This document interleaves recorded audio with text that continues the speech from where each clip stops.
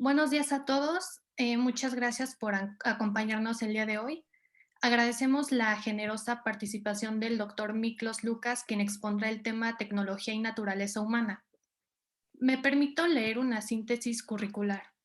Es doctor en Management y máster en Gestión de la Innovación por la Universidad de Manchester del Reino Unido, graduado del programa de Inteligencia Artificial de la Universidad de Oxford.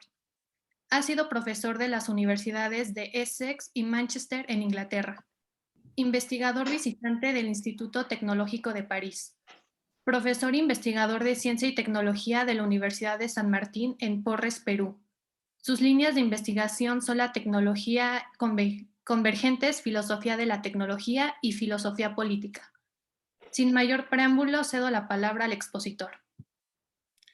Bueno, muchísimas gracias Renata, gracias Gerald, a todas las personas que se han conectado, a Griselda, Pedro, Arturo, Michelle, Abigail, Jacob, Ana María, Gerardo y Antonio. Así andamos. Bueno, entiendo que ellos son practicantes en tu empresa, Gerald, ¿no? Perfecto. Entonces me imagino que la audiencia, bueno, es una audiencia diversa. Lo primero que les voy a pedir es que eh, tengan un enfoque, una mentalidad abierta. Y el propósito de esta charla es enfocar la tecnología, porque se me pidió hablar de inteligencia artificial y bueno, podemos hablar de inteligencia artificial. Y de hecho voy a tocar al final el caso de la inteligencia artificial, pero creo que ese es un enfoque limitado si solamente vemos las partes técnicas. Creo que por la complejidad del mundo, los temas que están hoy viéndose, ¿no? Desde la guerra en Ucrania, vamos viendo los procesos de automatización y digitalización tan acelerados. La amenaza, por ejemplo, a nuestra privacidad, que es una amenaza real. Cómo se maneja, por ejemplo, el tema de Big Data, quiénes son dueños de esa data, cómo la utilizan, cómo el poder político está pasando poco a poco a los grandes gigantes corporativos tecnológicos. Ese es otro elemento que tiene que ser considerado. Entonces, yo lo que propongo es que, si bien los temas tecnológicos son importantes, tenemos que tener una visión muy amplia de la tecnología. Esa es la primera lección. La tecnología no puede ser vista solamente en un container. Ustedes pueden tener habilidades, ¿no? Por ejemplo, en Python, en R, en programación, fantástico. Pueden ser data management, gestión de data, lo que quieran. Pero esa formación va a ser increíblemente limitada si es que ustedes no ponen en contexto todo. ¿Cuál sería entonces el primer consejo que les daría después de esta charla? Es que, aparte de la especialización técnica que tienen en la empresa de Gerald, empiezan a informarse también sobre temas de política, temas de economía, temas culturales, sobre todo la gente joven, porque hay una especie de excusa que el joven dice, ¿no? Y con razón puedo entender, todos hemos pasado por eso, que se ve la política con tanta, vamos a decir, desconfianza y hasta rechazo, porque efectivamente la política es horrorosa. Los políticos en general se ven involucrados en disputas realmente, en muchos casos son degradantes para la población, y eso genera una especie de rechazo justificado. Pero eso no implica que ese espacio de poder deba ser dejado solamente a los políticos. La juventud tiene un rol fundamental en tomar rienda, ¿no? y control de su futuro. No permitir que solamente otros tomen decisiones por ellos. Y más importante aún, no permitir que otros piensen por ustedes y no someterse necesariamente a los dictados políticos, narrativos, tecnológicos que se les imponen. Ustedes tienen una mentalidad, esa mentalidad tienen que desarrollarla, tienen que tener un espíritu crítico, y eso implica evaluar diferentes fuentes.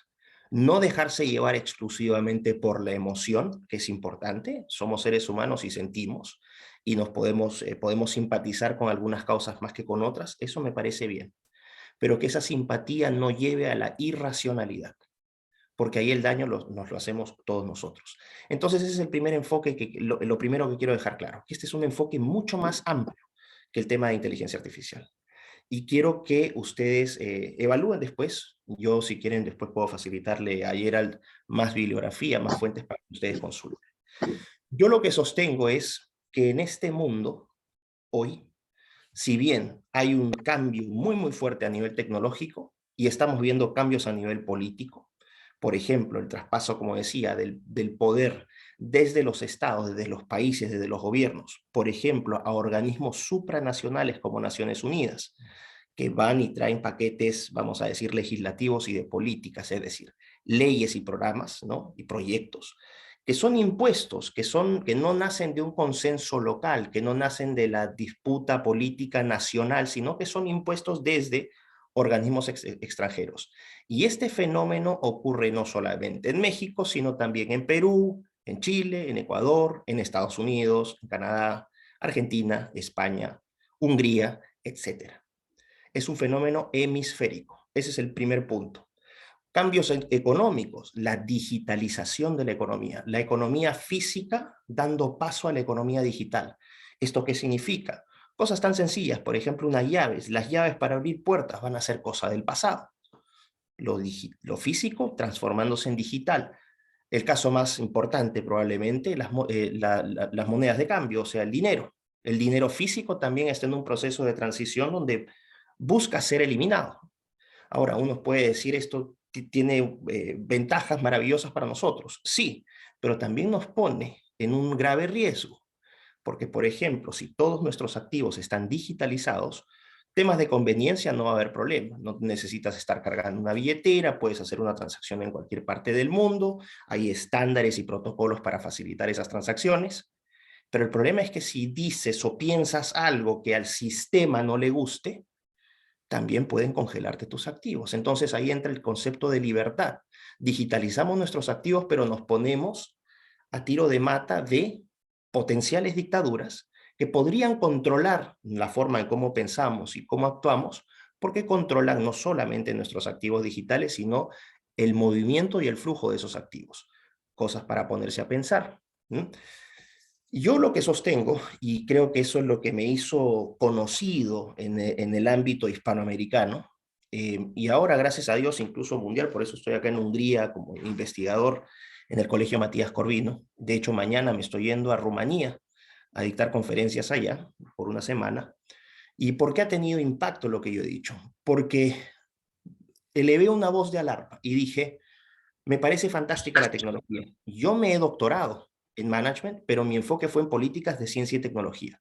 Yo no soy un tecnófobo, todo lo contrario.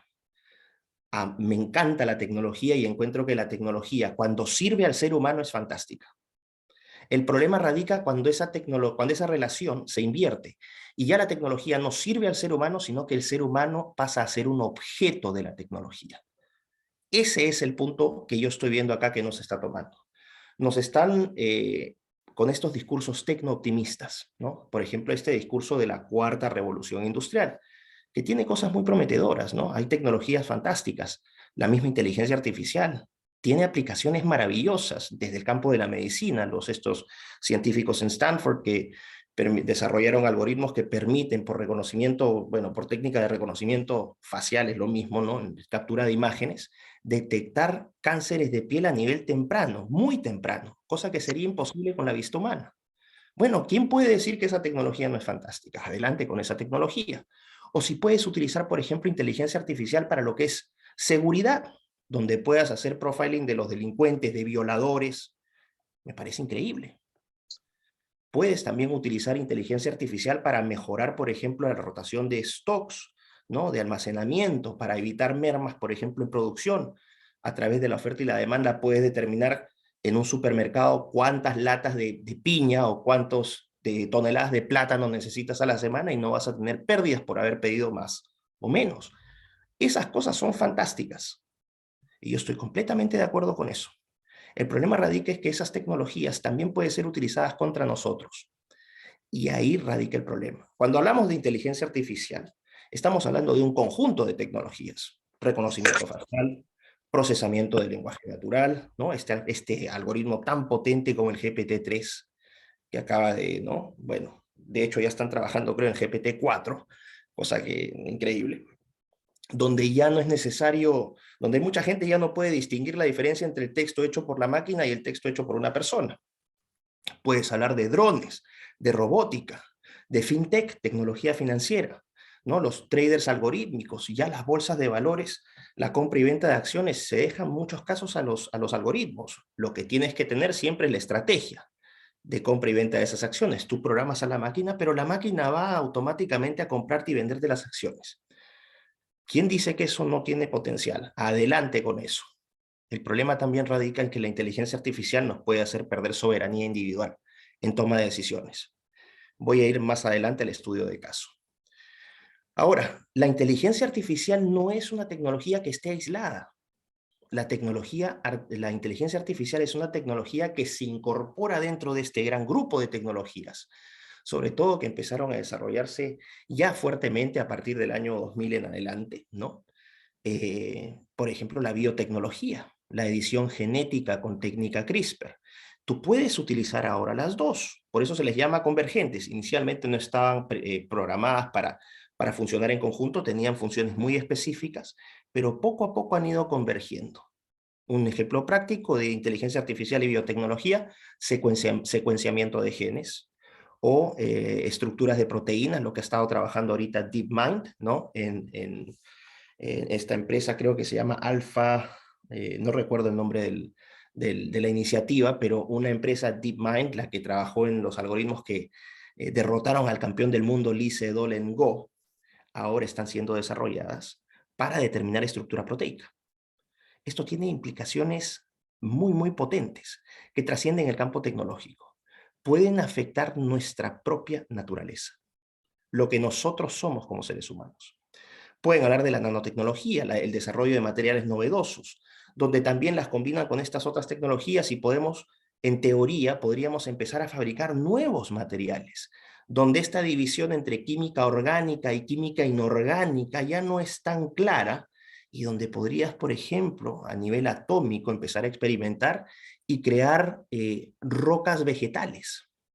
Es simplemente estoy hablando cualquier cosa, o sea, no estoy diciendo que esto sea el caso, pero a lo que voy es que se abre un mundo de posibilidades muy grandes. Robótica, otra cosa, las prótesis.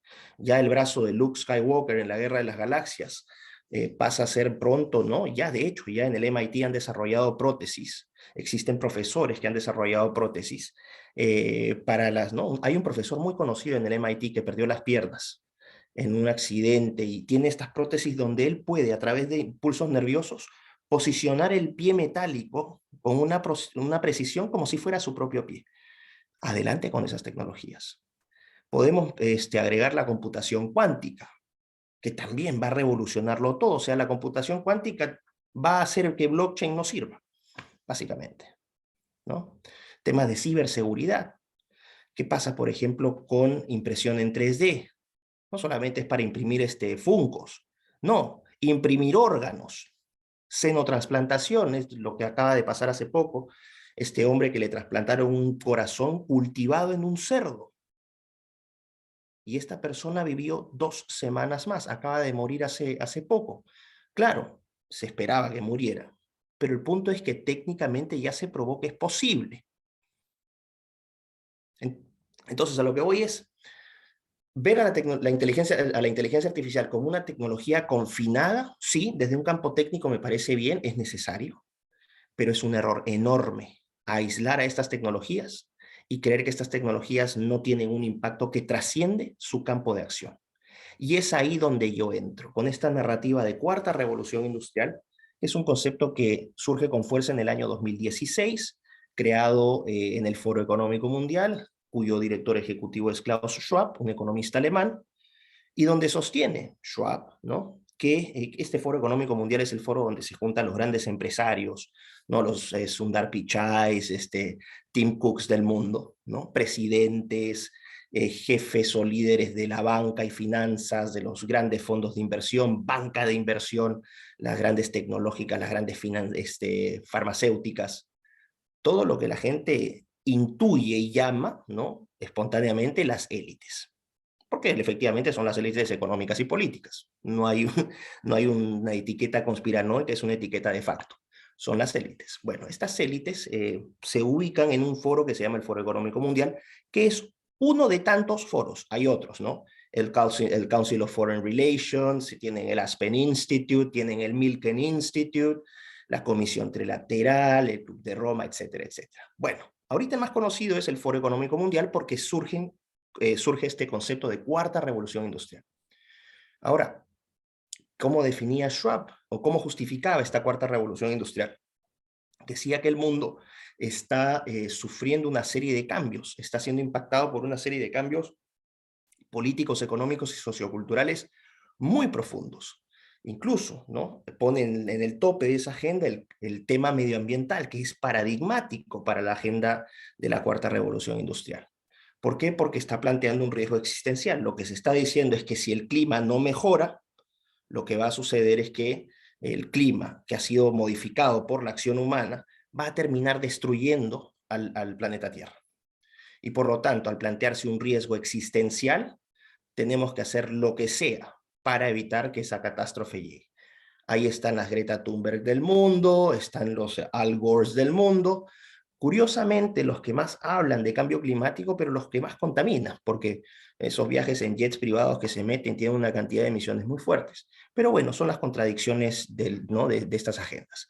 Sin ánimo de entrar a polemizar, porque podría hacerlo, pero no creo que este sea el escenario o el foro para hacerlo.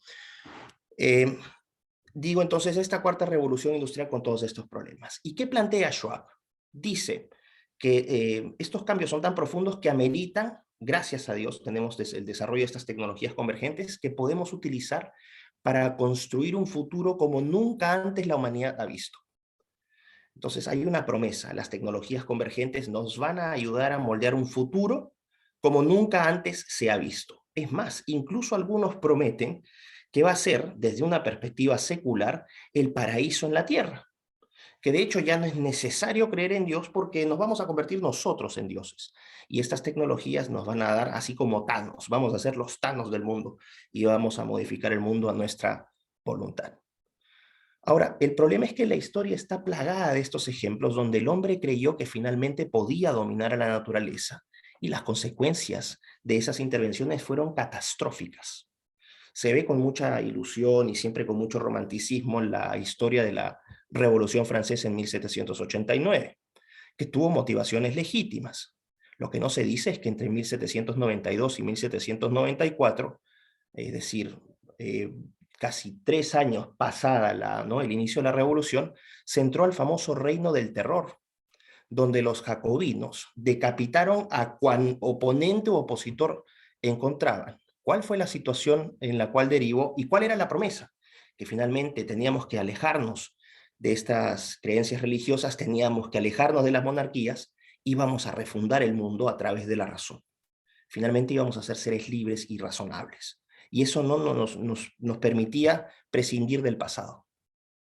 Ojo con esto, cortito. La arrogancia de hoy, de creer que en el pasado no hay valor. Es de hecho en el pasado donde radica el valor porque ahí están las lecciones que la historia nos ha dado. Creer que el presente y el futuro determinan toda nuestra existencia es un error propio de gente estúpida. Así que no desprecien el pasado, aprendan del pasado. ¿Y qué terminó pasando finalmente?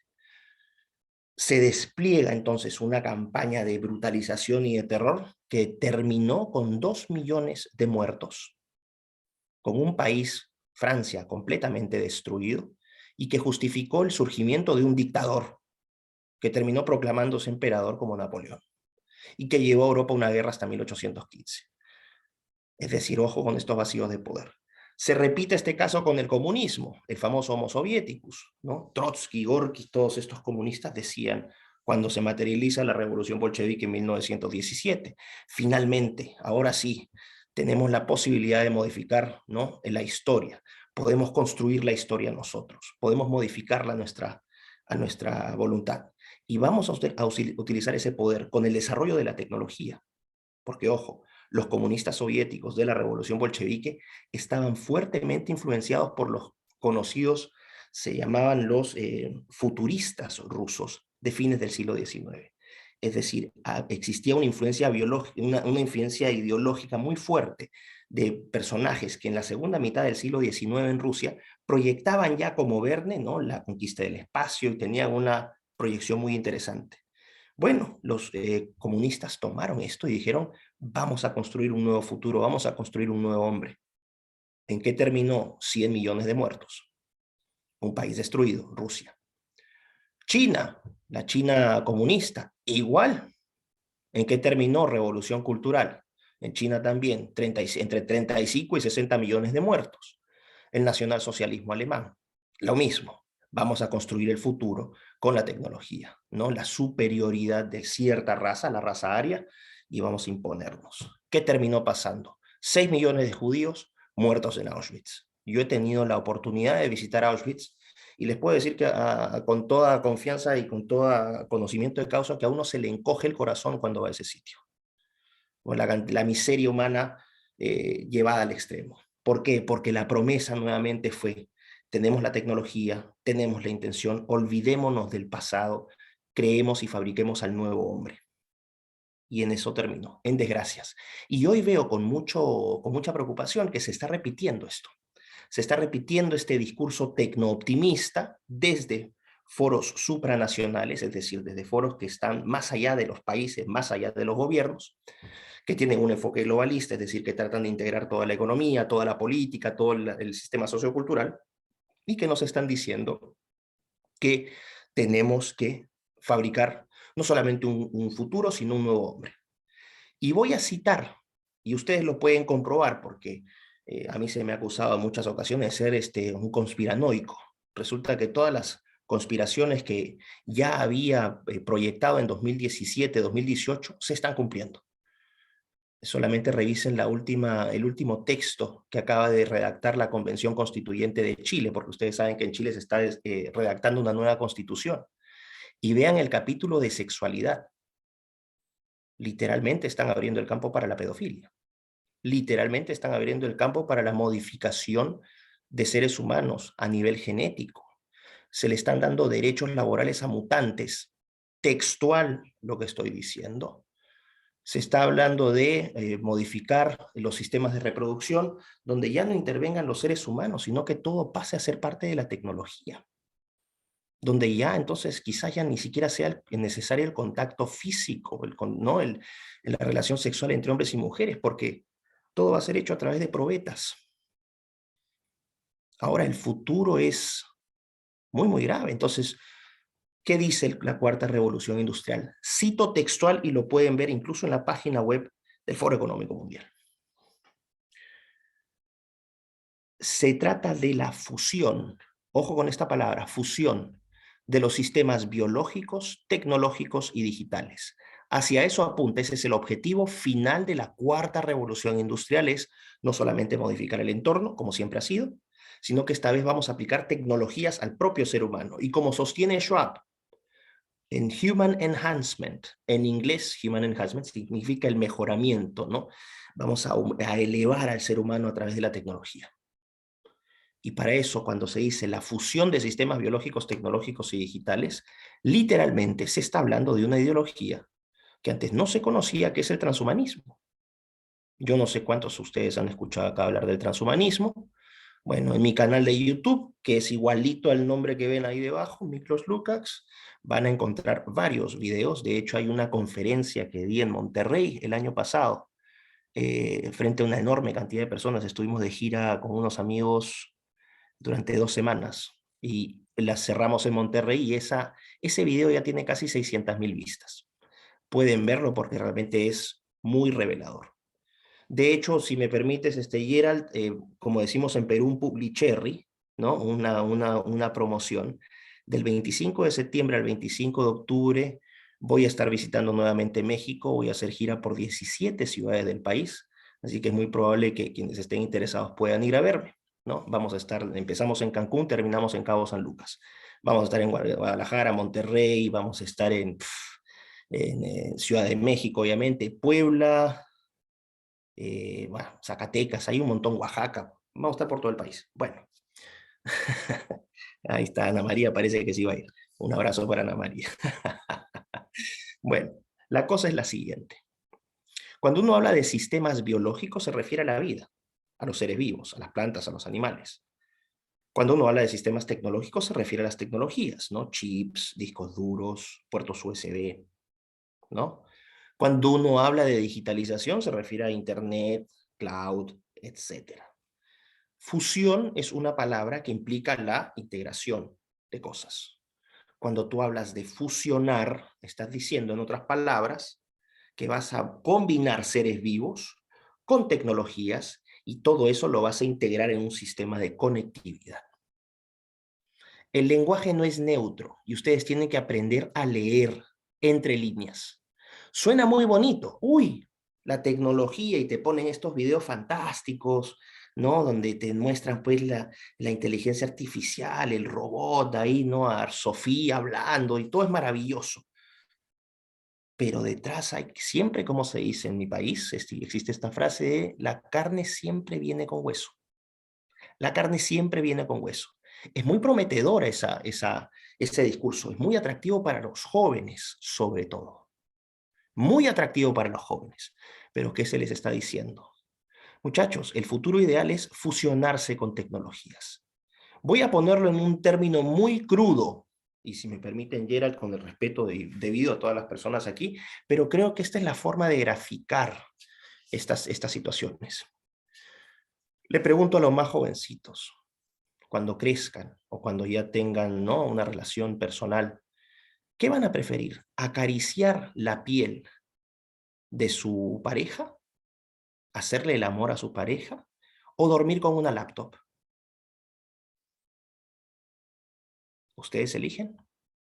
Ustedes eligen. Es así de claro. El futuro al cual se les está llevando es un futuro donde el ser humano deja de ser humano. En nombre del progreso tecnológico, el gran sacrificio que hay que hacer para aspirar a esta cuarta revolución industrial es dejar de ser humanos, porque los humanos no son tecnológicos y los humanos, así como los conocemos hoy, no implican progreso, todo lo contrario. Son nazis, fascistas, medievales, misóginos, heteropatriarcales, hijos de Putin, una serie de calificaciones. Pero somos todo menos progreso. Y todavía sobre eso somos causantes del cambio climático, lo cual es una tesis científicamente no comprobada. Porque, ojo, la ciencia no sirve ahora a la verdad, sino que la ciencia se ha politizado. El que te paga y el que te financia las investigaciones te determina qué conclusiones tienes que sacar. Y así les parezca cuando les dicen como universidades como Harvard, como el MIT, como Oxford, todas las universidades en el mundo han caído frente a esto. Hay una corrupción tremenda en las universidades a nivel mundial. Ya los estudios científicos dejaron de ser científicos. Pocas cosas menos científicas, por ejemplo, que los estudios de género, que me recuerdan a los estudios de frenología de fines del siglo XIX, que también eran científicos, entre comillas. ¿Y qué era la frenología? Era este estudio, ¿no?, donde se determinaban medidas corporales para determinar, hacer una relación entre diámetros corporales e inteligencia. Entonces se medían sobre todo el diámetro de los cráneos.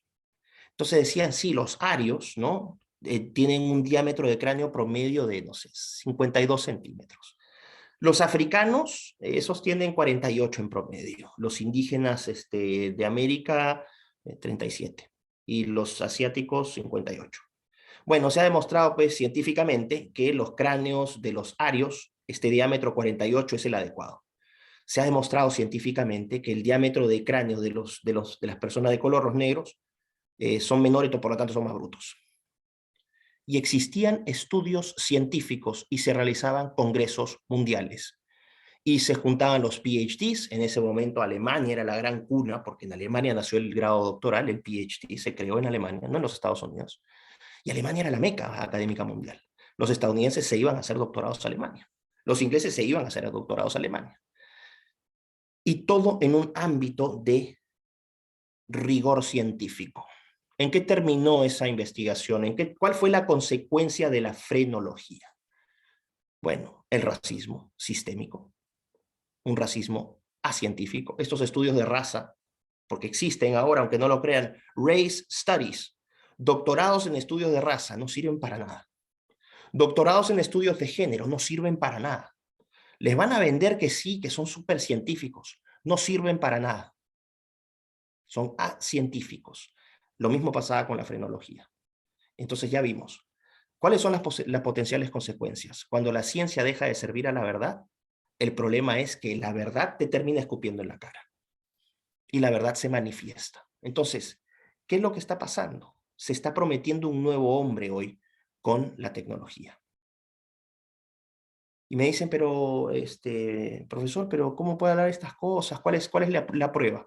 Bueno, yo sostengo que estos son cambios graduales y son hipótesis, porque a mí a veces me dicen teoría de conspiración, gente ignorante que ni siquiera sabe plantear los términos de la discusión, porque yo lo que planteo es un enfoque exploratorio. En investigación académica ustedes tienen investigaciones descriptivas, explicativas y exploratorias. Los idiotas que me critican no tienen formación doctoral en muchos casos y no saben de lo que están hablando. Yo no planteo nunca teorías, lo que yo planteo son proposiciones e hipótesis, porque los fenómenos están ocurriendo en estos momentos y todavía tienen que ser validados por la realidad. Pero entonces, cuando uno ve, por ejemplo, la ectogénesis, no sé si han visto ustedes ectogénesis, ¿han escuchado hablar de la ectogénesis? Bueno, la ecto significa afuera, y génesis es, génesis, ¿no? Creación afuera. Es gestar seres vivos fuera del vientre materno. Así como en las películas donde aparecían estas cápsulas de vidrio, ¿no? Y aparecían unos bebitos ahí dentro de una gelatina transparente y todo lleno de tubos. Y eso se veía como película de ciencia ficción.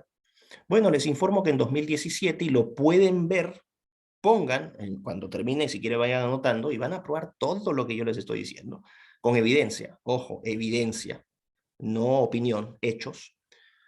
Busquen ectogénesis y en 2017 en el Hospital de Niños de Filadelfia, científicos estadounidenses sacaron del útero de ovejas 8 corderitos, creo que estaban en la mitad del proceso de gestación, los sacaron del útero de sus madres y los metieron en biobolsas, en úteros artificiales, con líquido amniótico artificial, con sistema de oxigenación artificial, todos los tubos. Increíblemente, esos corderos llegaron a término, nacieron vivos y normales. Obviamente después fueron sacrificados para la respectiva, el estudio forense, para la disección. Pero ¿qué se probó? Que ya no era ciencia ficción, que tú puedes generar, gestar vida fuera del útero materno. Hace unos meses se repitió el experimento en el Instituto Weizmann de Israel, pero en este caso no fue con corderos y ni siquiera a mitad de la gestación, sino que embriones de ratón, más de 200. Más del 80% de esos embriones llegó a término, casi a las 11 semanas. Y fueron gestados fuera de los úteros de sus madres ratonas. Entonces ya no es ciencia ficción, ya es realidad. La pregunta no es si es posible o no, sino cuándo va a ser posible. ¿Qué implicaciones tiene esto? Bueno, entonces ustedes van escuchando que ya no están hablando de mujeres gestantes, sino que ya hablan de personas gestantes. ¿Quieren ver hombres embarazados? ¿Las mujeres realmente quieren ser hombres? ¿Los hombres quieren ser realmente mujeres? ¿Por qué tratar de combatir a la naturaleza? Si la naturaleza siempre se va a imponer, el costo va a ser muy fuerte. O cuando piensan, por ejemplo, que en 2014 ya, y esto está en la revista Nature, no estoy citando QAnon ni un blog oscuro de algún conspiranoico, no, estoy citando un journal Q1 de alto impacto, Nature, una de las 2 revistas científicas más importantes del mundo, que en 2014 se publica un estudio donde se confirma que a partir de células madre, stem cells, se pueden derivar espermatozoides. Ahora, ¿cuál es la particularidad? Que se pueden derivar espermatozoides de células madre obtenidas de mujeres. ¿Qué significa esto? Que ya no necesitas hombres. Porque ya para ponerlo en términos burdos, no médicos, pero para que entiendan, puedes fabricar espermatozoides a partir de células madre de mujeres. Entienden entonces, si combinan esto con lo que he dicho antes, porque ya no se está hablando de papá y mamá, sino que se habla de progenitor 1, progenitor 2, porque se está hablando de las fluidez de género, los 238.000 géneros, y que es posible que te cases con un árbol, porque es tu decisión, tu cuerpo, tu decisión, el amor es ciego, love is blind.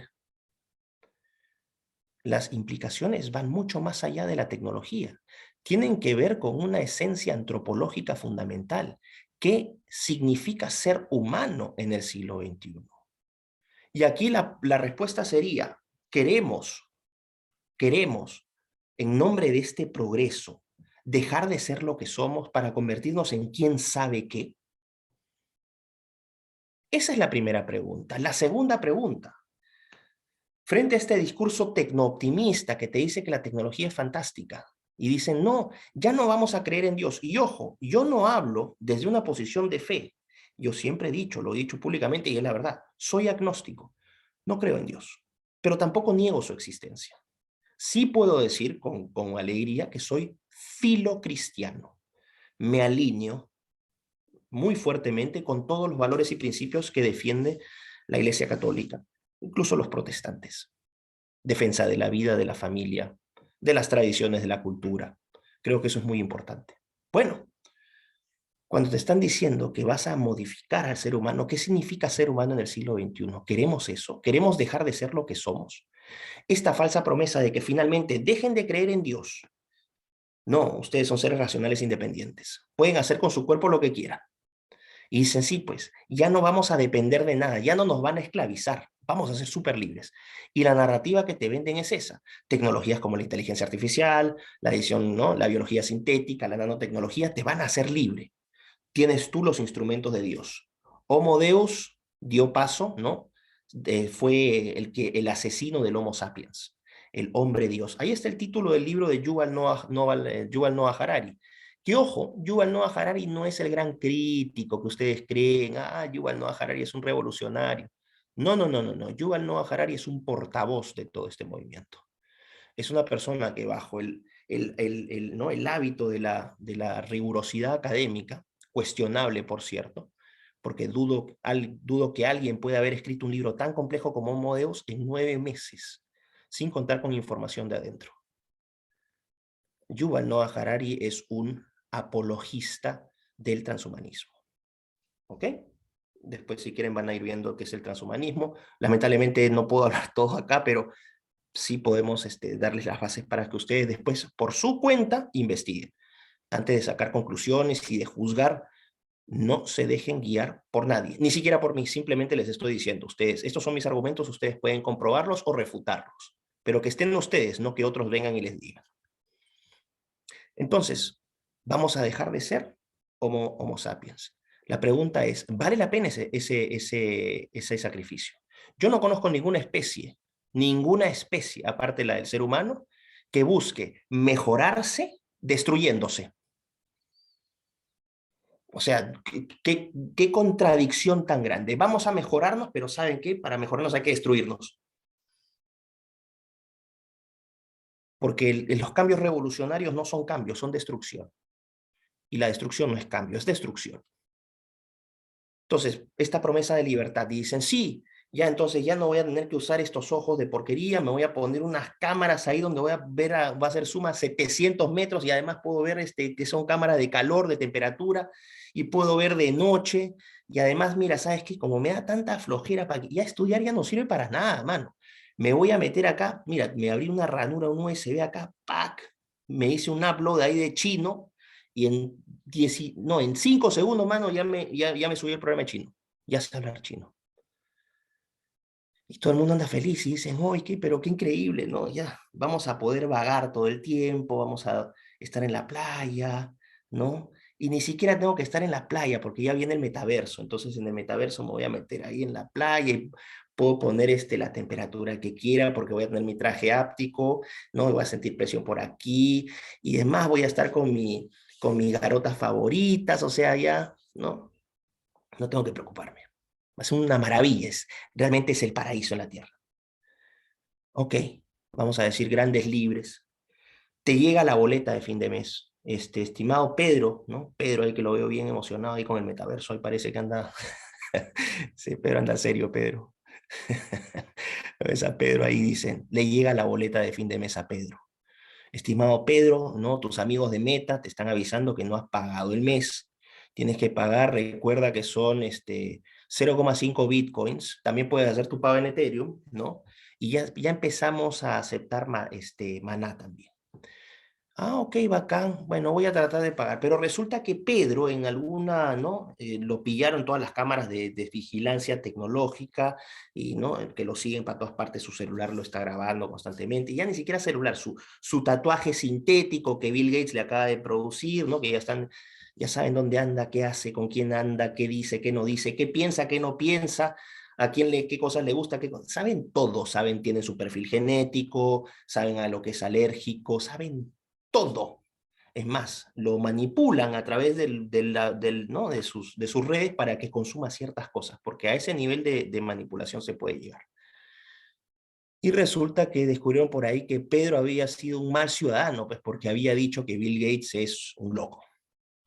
Entonces, le restringieron el pago, le quitaron ¿no? 2 Bitcoin menos del mes y no tiene plata. No pagaste tu servicio. Ok, tus ojos biónicos ya no sirven. Dejaste de tener metaverso. No, ¿sabes qué? No pagaste también esto. Bueno, o fuiste fuiste un rebelde y insultaste a no sé cuántos y 35 personas se ofendieron con tu comentario. Eso es un crimen. Realmente ofender a las personas por las cosas que dices es un crimen. Entonces te vamos a congelar durante 2 meses el servicio. Ah, no, me instalé mi Neuralink, porque ahora andan con el Neuralink, ¿no? Y ahora sí pueden subir pensamientos a la nube y todo. Resulta que no es que no pagaste, sino que a otro lo neurohackearon. Y ya están exigiéndole a la familia, si es que tiene familia, porque ese pata parece que nació su papá es el tubo de ensayo 45K, ¿no? Y la célula madre 35G. Entonces ya no tiene familia el sujeto. Entonces le están pidiendo a sus amigos, a su comunidad de amigos transespecie, ¿no? Y transgénero y transcapaces, que por favor apoyen, ¿no? Que tienen que pagar 200 Bitcoin para el rescate. Y si no, no lo liberan. Obviamente todo lo que estoy planteando acá es ciencia ficción, es un absurdo, todavía. Pero así como se plantean los escenarios tecnooptimistas con toda esta ciencia ficción, yo tengo el derecho también a replicarlo de la misma manera. Y lo que sí puedo decir es el principio se mantiene. No van a ser libres de absolutamente nada, van a ser dependientes de los proveedores de esas tecnologías, porque ustedes no van a tener el conocimiento para fabricar esas tecnologías, no van a tener las licencias, no van a tener absolutamente nada. Se pueden amputar los brazos y ponerse 2 brazos biónicos, pero si no pagan la renta como Rondamón, entonces los sacan a patear, los sacan ¿no? del sistema. ¿Dónde está su libertad? Y ojo, aquí ya no es una libertad, aquí ya no son esclavos de Dios, ¿no? Porque por último pueden ustedes moverse libremente. Aquí literalmente los aparcan y los dejan ahí en el estación, los dejan estacionados quién sabe cuánto tiempo. ¿Dónde está la libertad? Ahora, obviamente este es un escenario exagerado, pero creo que se ilustra claramente el punto. Y el punto que se ilustra es que no hay libertad de nada. Esta no es una interpretación, esto es un hecho, sería un hecho verificable, que ustedes no serían dueños de nada ni tendrían autonomía de nada y que cada vez serían mucho más dependientes de 235.000 proveedores de servicios y de bienes. Vamos al caso de la inteligencia artificial, ¿no? Ya vamos al caso de la inteligencia artificial. Como dije al principio, grandes aplicaciones, enormes aplicaciones, y vamos adelante. Yo estoy de acuerdo con que se desarrolle la inteligencia artificial. Estos algoritmos, ¿no? Especialmente esta estructura del GAN, ¿no? Los Generative Adversarial Networks, que creo que son fantásticos porque ahí entre los algoritmos están compitiendo para ver cómo, ¿no? Yo creo que ese es un punto, esa es una idea genial realmente, ¿no? Que te lleva la tecnología a otro nivel. Pero eso también te trae problemas claves de la ética de la inteligencia artificial. Por ejemplo, la forénsica de los algoritmos. Si hay algún error, ¿cómo vamos a descubrir cómo la máquina llegó a esas conclusiones? ¿A quién a quién le asignamos responsabilidades si es que hay daños? ¿A quiénes son los responsables? ¿Los algoritmos, los seres humanos que los programaron, la empresa, el Estado, el individuo? Nuevamente. Entonces, vamos ahí, tenemos el tema de los sesgos, tenemos el tema de la privacidad, de la vigilancia. Pueden tener aplicaciones muy, muy buenas. Pero aquí lo que está en la balanza es la agencia artificial, es decir, la capacidad de la máquina de tomar decisiones y de actuar por su cuenta, versus la agencia del ser humano. Y si nos proyectamos en un futuro, podemos afirmar con casi total certeza que la inteligencia artificial va a ir perfeccionándose y que cada vez, de hecho, el crecimiento que tiene esta tecnología a nivel de desarrollo es exponencial.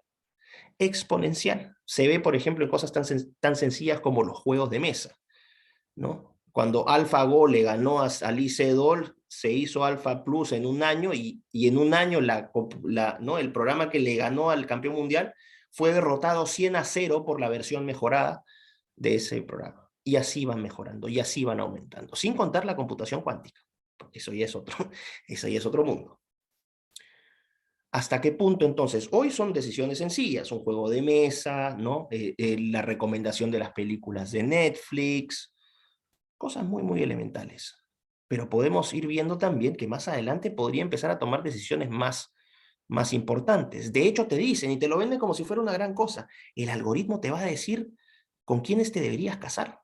Si es que para entonces existe este concepto de casarse, porque ya ni se va a hablar de casarse, o sea, ya vas a tener una convivencia con, no sé, puedes casarte o puedes vivir en tu familia con dos amigas, tu perro, ¿no? El Mickey Mouse, porque va a ser un holograma, entonces va a ser no, ni siquiera va a ser una familia, va a ser una comunidad de lo que sea. Y empiezas a tomar decisiones de esa naturaleza. ¿Qué trabajos tienes que tomar? ¿Para qué naciste? ¿Qué cualidades tienes? Entonces ya poco a poco empezamos a perder poder en la toma de decisiones y empezamos a tercerizar decisiones mucho más importantes al algoritmo.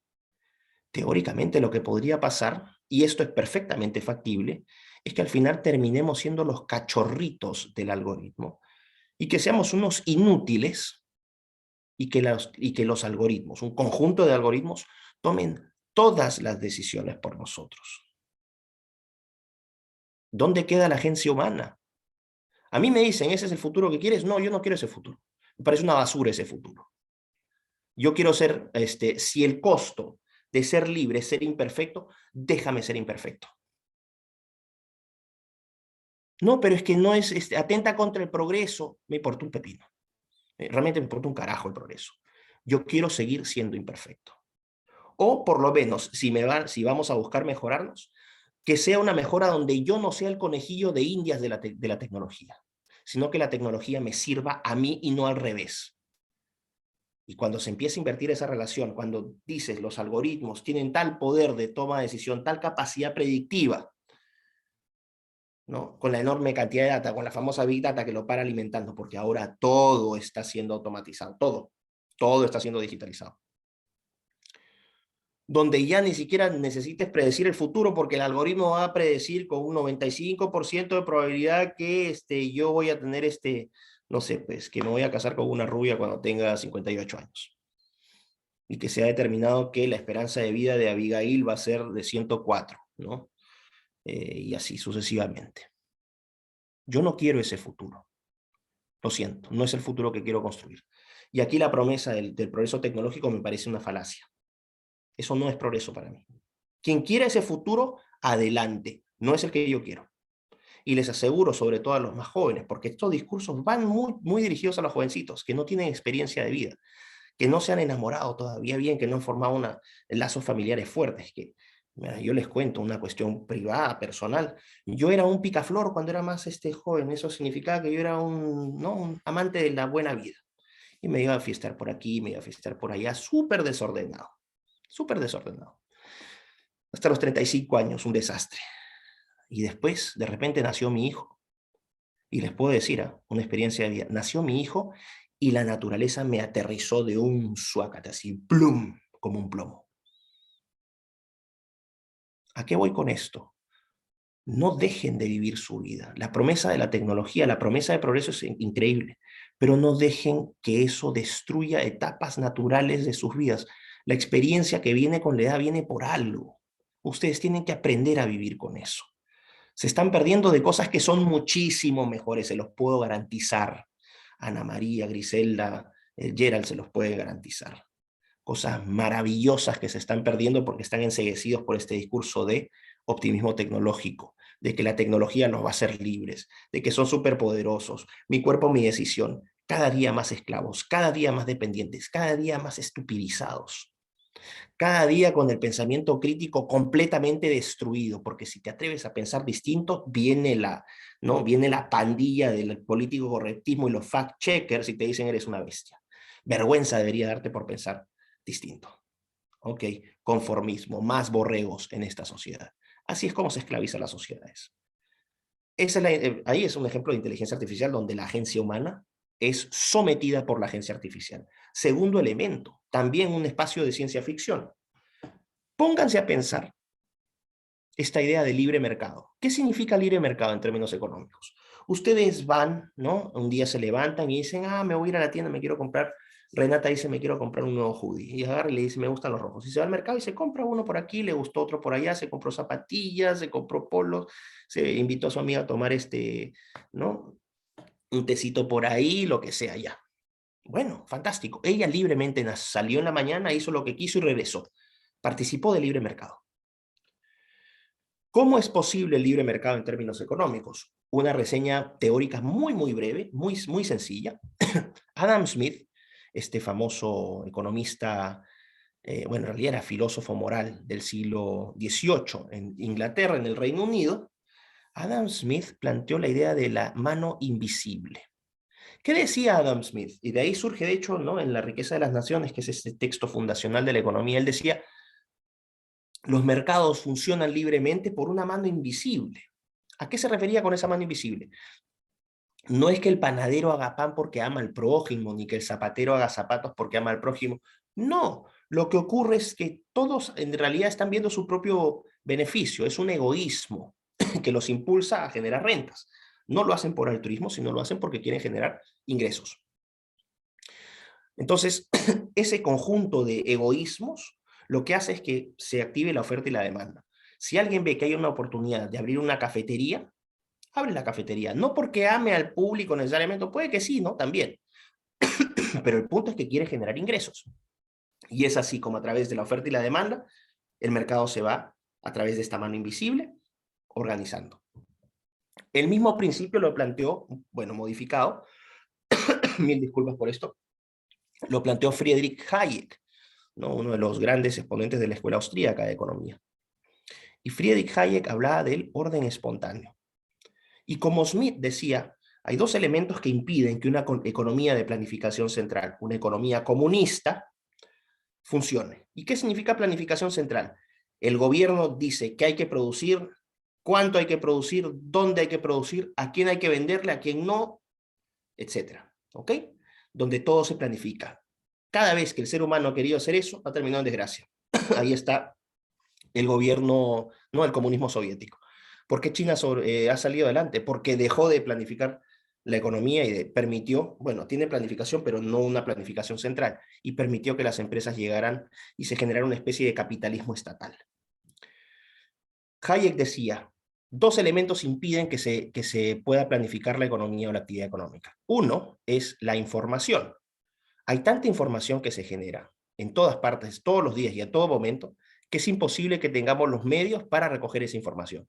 Información de dónde se produce qué cosas, de todos los productos y servicios que existen, a qué hora se vende, a qué hora no se vende, quiénes transportan, quiénes no transportan, quiénes compran, quiénes no compran, por qué compraron y por qué no compraron.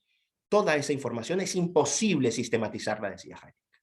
Por lo tanto, ese es el primer problema. El segundo problema es que aun si fuese posible sistematizar toda esta información, recolectarla en tiempo real, tenemos límites cognitivos naturales que nos impedirían hacer sentido de esa información. Nos abrumaría porque es demasiado. Por lo tanto, lo peor que se puede hacer es planificar la actividad económica y hay que dejar que el libre mercado, así el ejemplo que estaba explicando Renata, el libre mercado se encargue. ¿Cómo? A través del precio. El mecanismo va a ser el precio. A mayor precio la gente va a comprar menos, si el precio baja la gente va a comprar más.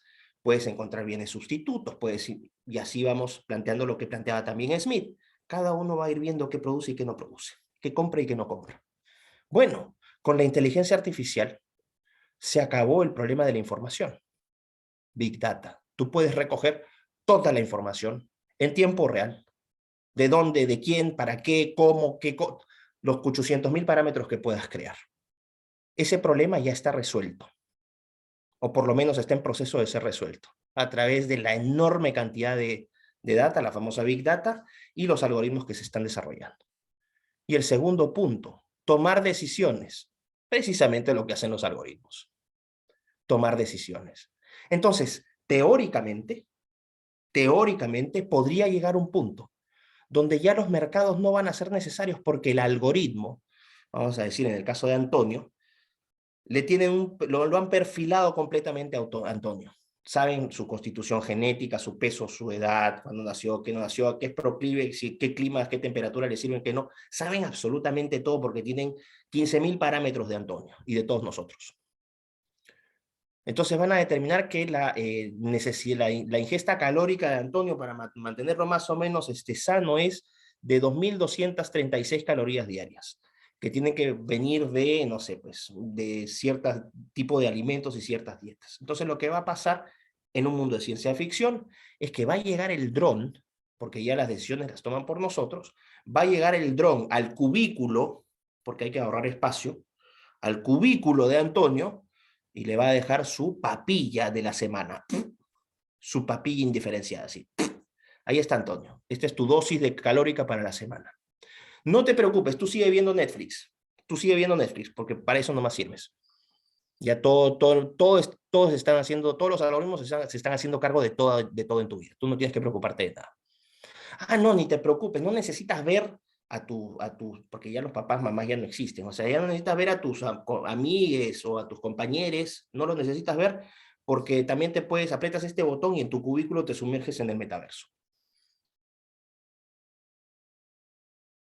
Obviamente es un escenario, es una exageración lo que estoy planteando, es un espacio de ficción, pero ilustra perfectamente el punto. La tecnología tiene cosas maravillosas, sí, pero la tecnología también tiene aspectos que son muy peligrosos. Y lo único que ha ocurrido cuando se han promovido estos tecnooptimismos exacerbados es que han terminado, como dije al principio, generando enormes desgracias. ¿Quiénes pagan las desgracias? Ustedes. Ustedes las van a pagar. Entonces, como para ir cerrando, evalúen bien las fuentes, tengan una mente crítica, entiendan las palabras, las frases, tienen un propósito, un significado, cuestionen cuáles son las motivaciones. ¿Por qué estarían tan interesados los promotores de la cuarta revolución industrial y de los gigantes tecnológicos, financieros, farmacéuticos de promover todo esto? Bueno, yo creo que parte de la respuesta se encontraría, ¿no?, en la composición de acciones, ¿no?, en la composición, en las acciones que tienen cada de estas empresas, sus participaciones en las acciones, los intereses económicos profundos. ¿Quiénes desarrollan esas tecnologías? ¿Quiénes las regulan? ¿Quiénes las gestionan? ¿Ustedes? No. No, es cada vez un grupito más pequeño de personas que están acumulando un poder político y económico como nunca antes visto en la historia, a tal punto que pueden controlar o podrían controlar quiénes nacen, quiénes no nacen, quiénes se reproducen, quiénes no se reproducen, cuánto viven, cuánto no viven, etcétera.